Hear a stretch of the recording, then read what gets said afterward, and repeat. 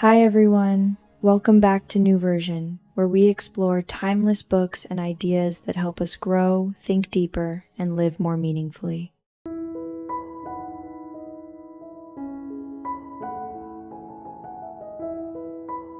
Did you know that Mark Twain, the great American literary icon, was not only a writer, but also an entrepreneur and venture investor, famously known as one of the world's greatest humorists?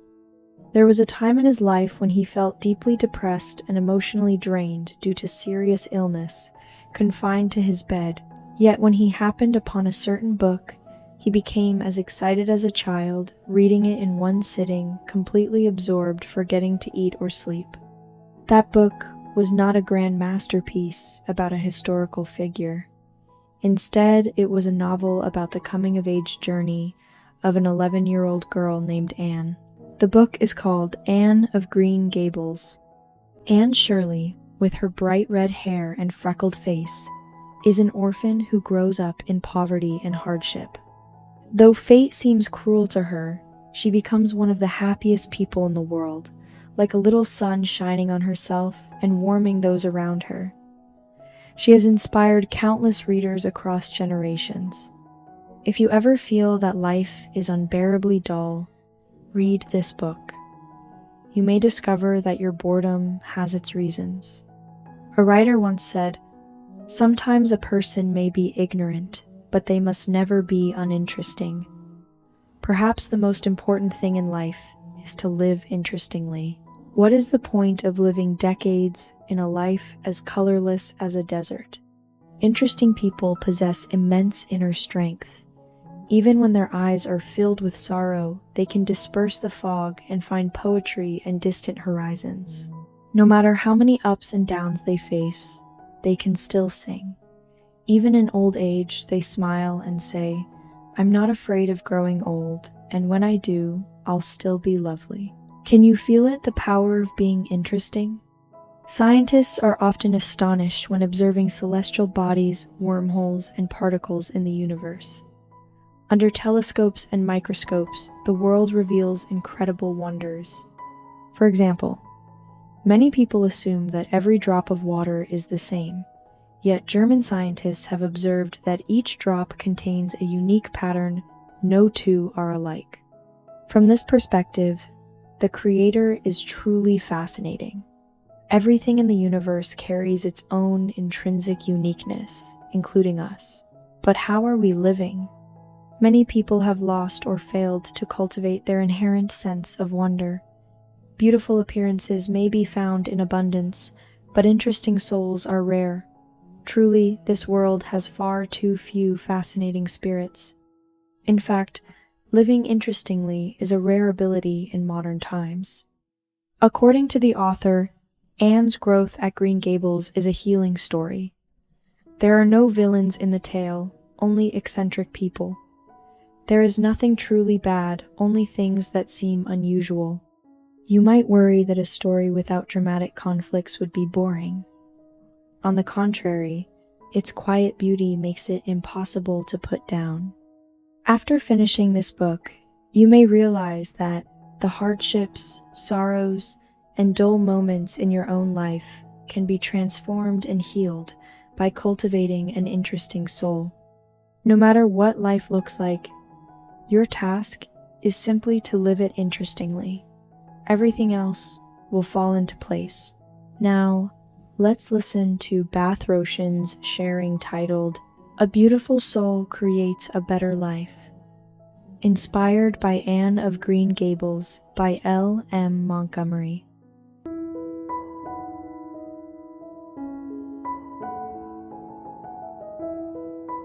An interesting life is half mountains, rivers, lakes, and seas. On Prince Edward Island, there lived two eccentric elderly siblings, Marilla and Matthew, at Green Gables. They had never married, had no children, and lived withdrawn, distant lives. To them, life at Green Gables was like stagnant water, quiet and unchanged for decades. Day after day, Marilla busied herself only with the necessities of life: firewood, oil, salt, and daily chores. For more than 60 years, she had never stepped beyond this place. She ate on time, slept on time, spun yarn, sewed clothes, tended cattle and sheep. She had no hobbies and no friends to talk to. Then there was Anne, the orphan girl sent from an asylum to be adopted. The moment she arrived, she was enchanted by the scenery of Green Gables. But Marilla warned her sternly not to waste time looking at such useless things. The cherry tree in the yard bloomed white as snow. Anne excitedly called it Snow White, yet Marilla replied irritably that its fruit was small and sour, and it attracted too many bugs. In truth, life is a mirror reflecting who you are. If you are dull, life will feel boring. If you spend your entire life busy merely surviving, you may end up neglecting your own soul. An interesting soul is one that, even in its darkest moments, can still retain a sense of wonder, discovering the fascinating things the universe has already created, and then savoring them. Anne, abandoned again and again by fate, lost her parents at the age of 3. She was taken in by the Thomases, then sent away. A kind woman, Mrs. Hammond, rescued her from starvation, but with 8 children of her own, eventually sent Anne to the orphanage. When she was finally adopted by the siblings at Green Gables, she was almost sent back the moment she arrived, simply because she was a red-haired girl. They had asked for a boy, and due to a misunderstanding, Anne was sent instead. Yet even knowing she might be returned to the orphanage the next day, Anne still allowed herself joy. She sat by the window watching the birch tree, gazing at the hills and the distant brook. She gave the cherry tree a lovely name and talked to it as if it were a friend. Anne once said, "If you decide to have a good time, you can always have a good time." In real life, there are many Marillas, but very few people with a soul as alive and nature-loving as Anne's. Most of us are caught in the endless cycle of survival. Worrying about 3 meals a day is already exhausting enough. We are pushed forward by society's pre-written script: go to school, graduate, work, marry, have children, send them to school, babysit grandchildren, then die. We spend decades busy with the most basic version of living. We think we have lived a full life, yet perhaps we have only lived half of it. The other half, the poetic beauty of life, we have failed to feel. It is hidden beneath the shell of our empty hearts. I once had a friend back in my hometown. He used to carry me on his bicycle across the fields. He loved comparing clouds to strange shapes and dreamed of becoming a writer. But now, whenever we talk, the conversation revolves around his 2 growing children, work pressure, money, and exhaustion.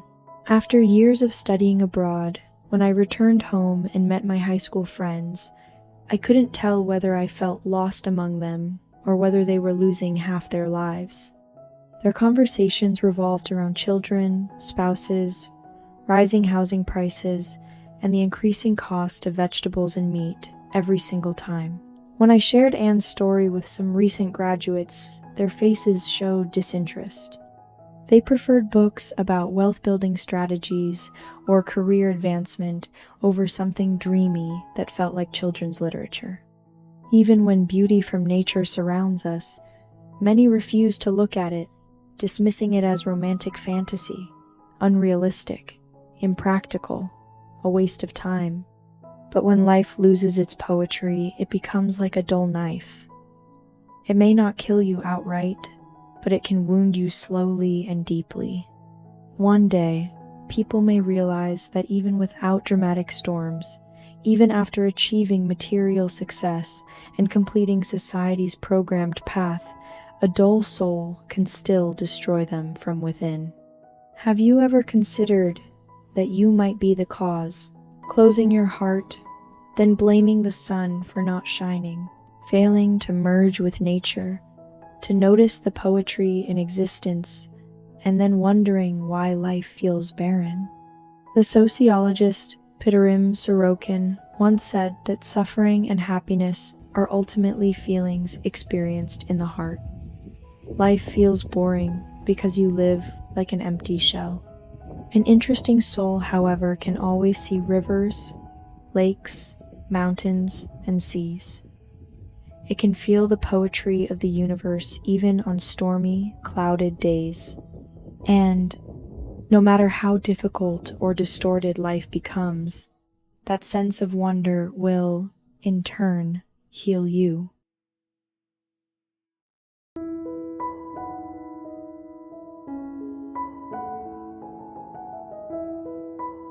An interesting life chooses gratitude above all.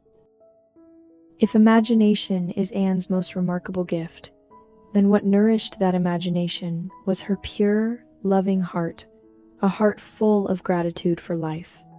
Before coming to Green Gables, Anne had already been adopted twice. We can sense that her life in those two families was far from happy. Yet when Marilla asked about her past, Anne responded not with resentment but with understanding and gratitude. She had eyes that could see beauty. She could seize the small joys in life and crush them into medicine to heal wounded souls. Because she was grateful for life's gifts, Anne carefully guarded her kindness and tried her very best to forgive every act of malice. She never hesitated to spread her simplicity and enthusiasm to those around her. In Avonlea, Anne seemed to love almost everyone, even those who treated her poorly or hurt her feelings. She even extended sincere affection to the grass, the trees, and all living things around her. In Anne's mind, plants and nature also possessed precious lives. She befriended the trees and the river, offering them her deepest love.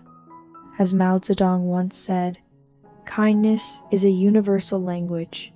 The blind can feel it, and the deaf can hear it." Anne used her kindness to repay the lives sprouting from the soil, enriching existence itself. Like the gentle rain of spring, her energy transformed Avonlea from a stifling place into one suddenly vibrant and alive.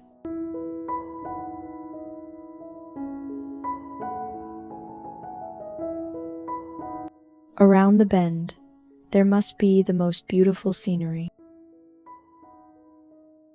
Anne spent 5 years at Green Gables, filling her once painful childhood with beautiful memories. Through diligence and determination, she was admitted to Queen's Academy and even received a scholarship. At this point, many adult readers might think, things that seem too wonderful never last. A life that feels too dreamy and poetic must eventually face reality. And indeed, it did. Matthew, who suffered from heart disease, passed away after hearing that the bank had collapsed. The doctor also warned Marilla that she must stop reading and sewing, or she might lose her eyesight. For the first time, Anne experienced the deep pain of losing a loved one. For the first time, she felt the heavy weight of responsibility on her shoulders. In the end, Anne gave up her scholarship and her opportunity to attend college in Redmond. Instead, she chose to become a teacher in Avonlea. She stayed at Green Gables to accompany Marilla reading to her and helping with the housework. If attending college in Redmond had been a straight and shining road toward her dreams, then staying in her hometown was a bend in the road, a future hidden from sight. Yet even at that bend, Anne chose optimism. I don't know what lies around the bend, but I'm going to believe that the best does. Those who love life also learn to love its bends. This young girl, with her interesting yet resilient soul, understood that no one can avoid the turns life brings, just like rivers in nature. No river flows perfectly straight. As it moves forward, it encounters obstacles it cannot simply bypass. In life, those obstacles are failures and hardships we face while growing up. They are unavoidable. But it is precisely because of such roaring waves that life becomes more magnificent and we gain meaningful experiences and invaluable lessons. Anne herself is an interesting soul, like a rainbow shimmering with many colors. The American writer Mark Twain once praised her as the dearest and most moving child since Alice. When you read Anne of Green Gables, you will certainly feel the beauty of the author's words. But remember, behind those words is not merely a skillful pen, but a profound love of life infused into the character. Through Anne, L.M. Montgomery conveys a message to us. Use kindness to feel the warmth of the world. Use imagination to heal life's pessimism. Immerse yourself in nature and the universe to truly savor an entire lifetime. These are the elements that allow you to begin living with an interesting soul. May both you and I become interesting souls, adding a touch of poetry to every moment, lighting up every bend in our own journeys. Thank you for listening. If you found this video helpful, please share it with someone who might need it. Give it a like, subscribe, and turn on notifications so you won't miss my new weekly videos. Once again, thank you, and I'll see you in the next video.